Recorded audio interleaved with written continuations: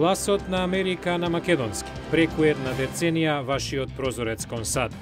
А сега, директно од студиото во Вашингтон. Добро вечер, ова е ТВ журналот Newsflash на Гласот на Америка на македонски. Со вас во оваа емисија ќе биде Јане Бојаджиевски. Њујорк им оддава почит на жртвите од 11 септември 2001. Председателот Барак Обама одлучи да не ги објави фотографиите од убиениот Осама Бин Ладен, поради евентуалниот ризик по националната безбедност и насилство. На почетокот, преглед на вестите. Американскиот председател Барак Обама во Њујорк им оддава почит на жртвите на терористичките напади од 11 септември 2001, неколку дена откако американските сили губија водачот на Ал-Каида Осама Бин Ладен. Обама ќе положи венец на местото каде се издигаше светскиот трговски центар и ќе се сретне со роднини на некои од 3000 загинати. Белата куќа инаку одлучи да не ги објави фотографиите на Бин Ладен по убиството. Обама изјави дека фотографиите од таков вид може да создадат ризик по националната безбедност и да предизвикаат насилство. Битката за запирање на Ал-Каида и нивните филијали не запре со смртта на Осама Бин Ладен и Пакистан е важен партнер во контратерористичките напори, вели американската државна секретарка. Хилари Клинтон во Рим изјави дека американските односи со Пакистан не биле секогаш мазни, но сепак продуктивни.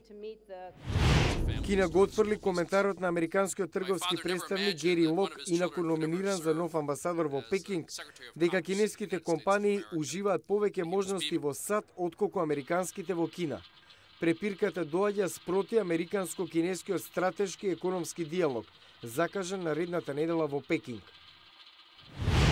Конечно, добри вести за американските возачи. Аналитичарите предвидуваат дека иако цената на бензинот ќе скокне до крајот на мај, во јуни ќе почне да опаѓа. Причина се зголемува производството во рафинериите во земјата.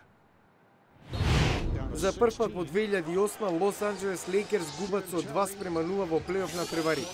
Синоќа повторпат на домашен терен загуби од Далас 93-81. Дерек Роуз од Чикаго со 25 поени предводеше во победата над Атланта со 86-73. Сега резултатот е изедначен на 1-1.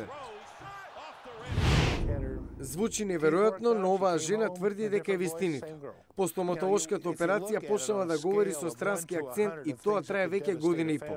Лекарите не се сигурни. Предпоставуваат дека Карин Батлер пати од мощен редок синдром на странски акцент, што се јавува по повреда на мозокот или мозочен удар. Пријателите пак и велат дека звучи британски, шкотски, па дури и трансилваниски. In the United States, we hear a foreign accent and we go, oh, well, isn't that interesting? That's very pleasant. Во продолжение на Newsflash, здравјето на прво место. За речењето, лекарите велат дека покрај тоа што го руши сонот на оној покрај вас, може да биде мощно опасно по животот, особено ако страдате од ноќна апнеја. Еве зошто. Наликувал на обична или пак на моторна пила, звукот на речењето е се освен тивок. А за некои луѓе тоа е и знак за ноќна апнеја. Ноќната апнеја значи дека горните дишни патишта се блокирани при спиењето. Тогаш мускулите се опуштени и до ова може да дојде 60 до 100 пати во еден час. Дейвид Грос е пулмолог во Националната болница за рехабилитација во Вашингтон. Лекарите наведуваат дека повеќето од луѓето кои рчат немаат ноќна апнеја, но повеќето со апнеја рчат. Состојбата се смета за ризичен фактор за мозочен и срцев напад. Майкл Твери од Националниот институт за здравство објаснува зошто. Блокирањето на дишните патишта испраќа сигнал, предупредување до мозокот. Тоа го зголемува нивото на хормоните за стрес, испраќа порака на нашето срце да работи посилно. Прави паралела со мотор на тркачки автомобил, што слабее порано од другите заради поинтензивната употреба. Срцето е преоптоварено, а со тоа продолжено на срцев удар. Но и на мозочен удар. Твери водел 9-годишно истражување со 9000 пациенти кои имале ноќна апнеја, но не и кардиоваскуларно заболување. Тие искусиле до 3-кратно зголемување на ризикот од мозочен удар, што бил во доста јасна корелација со ноќната апнеја. Следен чекор во истражувањето е да се открие дали луѓето кои веќе имале мозочен или срцев удар може да го намалат ризикот од нов, доколку користат апарат како овој додека спијат.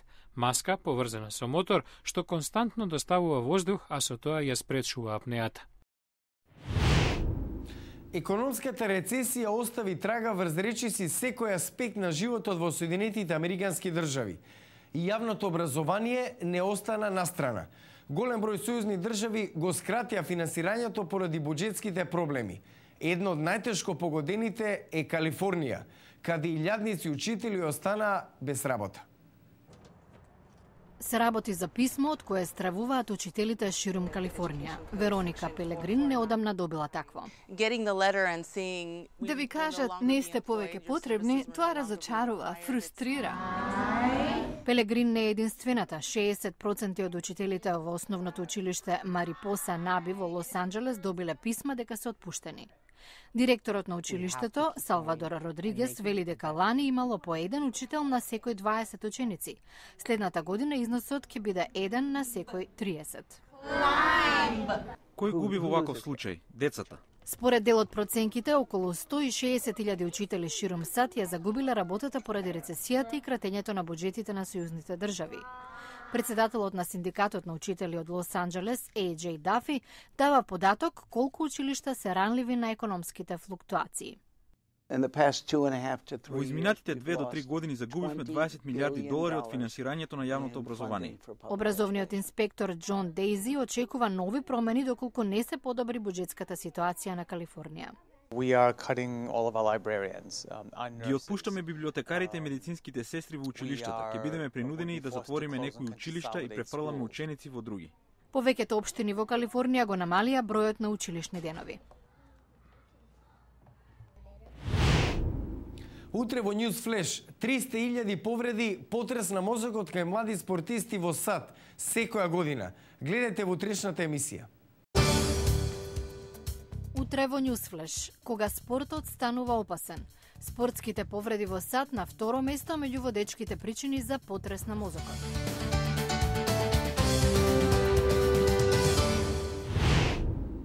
Го гледавте News Flash на гласот на Америка на македонски. Јас сум Јане Бојаджиевски од студиото во Вашингтон. За најнови содржини посетете нашата веб страница glasnaamerika.com. Пријатна вечер. Се гледаме утре.